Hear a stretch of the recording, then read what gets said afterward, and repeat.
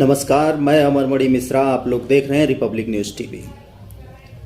आप हमारे बगल में जो दोनों लोगों को देख रहे हैं, उनको देखते ही आपके जहन में आ गया होगा, ये दोनों सनातनी अभिभावक एक हमारे श्रेष्ठ पुष्पेंद्र कुलश्रेष्ठ जी हैं और दूसरे ओमेंद्र जी। इन दोनों नायकों ने सनातन धर्म के लिए, सनातन संस्कृति के लिए अपना बहुत कुछ कुर्बान किया है। उनसे आज अपने चैनल पे आप लोगों को मिलाना चाहता हूं और आप लोगों से ये निवेदन करना चाहता हूं कि कम से कम ज़्यादा से ज़्यादा लोगों तक ये हमारी बात पहुंचाएं। आप लोग जैसा कि जानते हैं या नहीं जानते, इतिहास को, भारत के गौरवशाली इतिहास को नहीं बताया गया, छुपाया गया। हमसे, आपसे, सनातनियों से छुपाया गया, इतिहास नहीं बताया गया। एक निरेटिव जो कि एक एक लोगों के दिल दिमाग में बैठाया गया कि भारत 1000 साल तक गुलाम था। नहीं, ये निरेटिव लेकिन बैठाया किसने? कुछ चंद इतिहासकारों ने, कुछ चंद लोगों ने, इरफान हबीब, रूबिला खातून जैसे लोगों ने ये नैरेटिव बनाया और हम तक, आप तक पहुंचाया, और हम आप उसी कुंठित जीवन में जी रहे हैं। आज आप लोगों को, इन्हीं दो लोगों, सनातन के जो ये दोनों धुरी हैं, इन दोनों लोगों को आपसे मिलाना चाहेंगे और इनकी बातों को आप सुनिए। सबसे पहला 7वीं शताब्दी में पहला इस्लामिक अटैक हुआ मोहम्मद बिन कासिम के द्वारा, जब राजा ताहिर को मार दिया गया। लेकिन वो इतिहास हमको नहीं पढ़ाया गया, ना बताया गया। उन्हीं से सुनिए, जब ये मोहम्मद बिन कासिम के द्वारा जब पहला राजा ताहिर को मारा गया, तब से लेके आज तक का इतिहास जो भी हम लोगों को आपको बताया गया है, वो कहीं ना कहीं त्रुटिपूर्ण था। हम लोगों को सही बातें नहीं बताई गई। आज उन सनातनी जो दोनों हमारे आपके ये बगल में आप देख रहे होंगे, उनको पूरा सुनिए, उनको सुनिए। और एक दो की बात नहीं, मैं आपको बताना चाहूँगा। जबकि ओमेंद्र जी जो हमारे बगल में हैं, आपको देख रहे होंगे, कुलश्रेष्ठ जी के बगल में ओमेंद्र जी हैं, उनसे आपको सुनाएंगे। ओमेंद्र जी का कहना है, उनका अपना ये मानना है कि कभी इस तरीके से भारत गुलाम रहा ही नहीं। वो भी अभी आगे बताएंगे। वो महाराणा सांगा जी थे, महाराणा हमीर सिंह जी थे, और ऐसे तमाम, एक दो नहीं, महाराणा कुंभा जी थे। तमाम ऐसे राजा हुए हैं जो इनको एक बार नहीं, कई बार इनको धूल चटाने का काम किए हैं। महाराणा हमीर सिंह जी ने मोहम्मद बिन तुगलक को 6 महीने तक कैद में रखा था। महाराणा कुंभा ने मालवा के सुल्तान महमूद खिलजी को 6 महीने कैद में रखा था। महाराणा सांगा ने दिल्ली के सुल्तान इब्राहिम लोधी को बुरी तरीके से पराजित किया था। आज पूरे इतिहास को आप थोड़े ही कुछ मिनटों में आप इतिहास को समझ सकते हैं। और आप लोगों से निवेदन है कि ज़्यादा से ज़्यादा इस वीडियो को आप लोग शेयर करें, ताकि लोगों तक पहुँचे, अपने इतिहास के बारे में लोग समझ सकें, जान सकें। और आप लोग से फिर गुजारिश है कि ज़्यादा से ज़्यादा लोगों तक इसको पहुंचाएं और आप सुने इन दोनों को और इतिहास के बारे में समझें। कुलश्रेष्ठ जी और ओमेंद्र जी को पूरा सुने आप। ये जो बार बार एक नैरेटिव बनाया गया कि साहब भारत जो है वो 1000 साल से गुलाम है, ये नैरेटिव भी भारत के इरफान हबीब और रोमिला थापर ने बनाया। और इस देश के मुसलमानों ने बनाया कि कॉन्स्टेंटली इस पूरी कम्युनिटी को एहसास कमतरी में रखो, इंफिनिटी कॉम्प्लेक्स में रखो। जबकि ओमेन जी का कहना है कि हम इस तरीके से गुलाम नहीं रहे हैं, कभी भारत में मुगलों का पूरा राज नहीं हुआ है, और जो बहुत सारी लड़ाइयों, खासतौर से जो राजस्थान की बहुत से युद्ध थे, उसके बारे में कुछ नई रोशनी जो है डॉक्टर ओमेन जी बार बार कहते रहे। डॉक्टर साहब, आप जरा सा अपनी बात बताएं। मैं जैसे निवेदन कर रहा था ललित भाई के आने से पहले कि महाराणा हमीर सिंह जी ने मोहम्मद बिन तुगलक को 6 महीने कैद करके रखा। इसी तरह महाराणा कुंभा ने मालवा के सुल्तान महमूद खिलजी को 6 महीने अपने यहां पर कैद करके रखा। महाराणा सांगा ने दिल्ली के सुल्तान इब्राहिम लोदी को जूते मार के गागरोन के युद्ध में पराजित किया।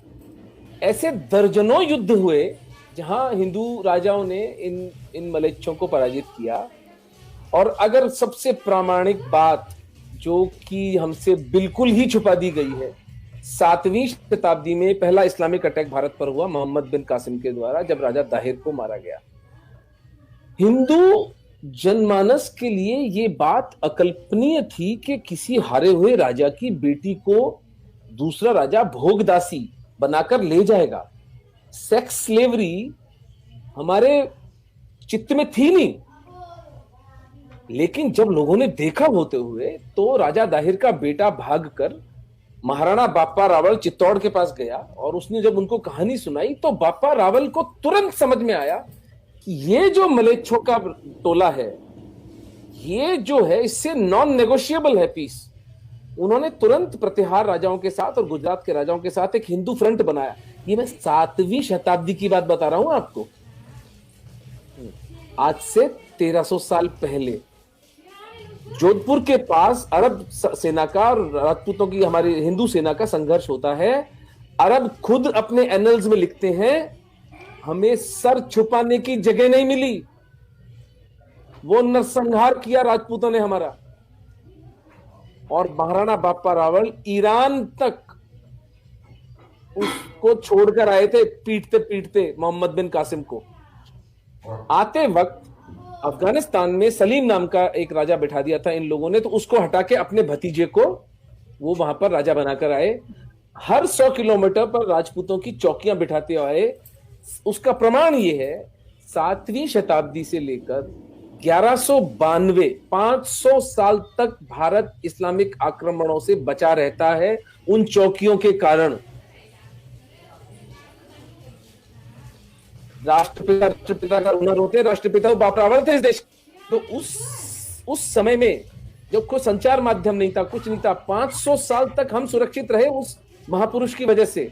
और उसके बाद समर सिंह, महाराणा हमीर, महाराणा लाखा, कुंभा, सांगा, प्रताप, करण सिंह और राज सिंह, यानी पूरे हिंदुस्तान का ये जो राज परिवार है मेवाड़ का, मैं चुनौती देता हूं, पूरे मानव इतिहास में आपको ऐसा उदाहरण नहीं मिलेगा जो 1000 साल तक, 7वीं से लेकर 17वीं शताब्दी तक, महाराणा राज सिंह जी तक, 1000 साल तक इस्लाम से खुली चुनौती ली है जिस परिवार ने, एक परिवार ने, एक सिसोदिया परिवार ने 1000 साल तक। देखिए, राजा भिड़ते हैं, जियो पॉलिटिक्स बदलती है, हार जीत तो होती है, युद्ध तो हारता है आदमी, युद्ध जीतता भी है। मैं जो एक पुस्तक लिख रहा हूं, मेवाड़ के महाराणा और उनका इस्लाम से प्रतिरोध, उसका शीर्षक है।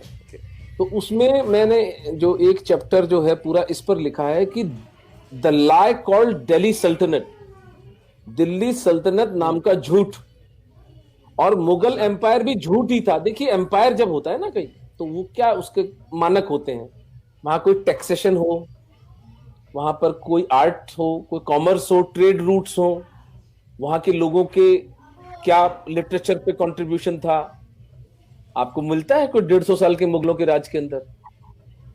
आपको सिवाय इसके कि कभी दक्षिण में रिबेलियन हो रहा था, कभी आसाम के अहोम कर रहे थे, कभी कलिंग में हो रहा था, कभी अफगानिस्तान में हो रहा था, कभी मेवाड़ में हो रहा था, कभी पंजाब में हो रहा था, कभी कश्मीर में हो रहा था, कभी सिंध में हो रहा था।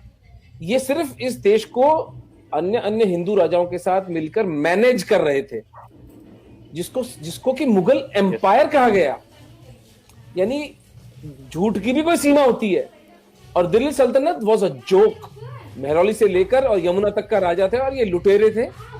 ये कोई क्रिएटिविटी इनकी थी नहीं, मर्सनरीज थे, पैसे के लिए लोगों की हत्याएं करते थे, लोगों को मार डालते थे, स्त्रियों का शोषण इनका धंधा था।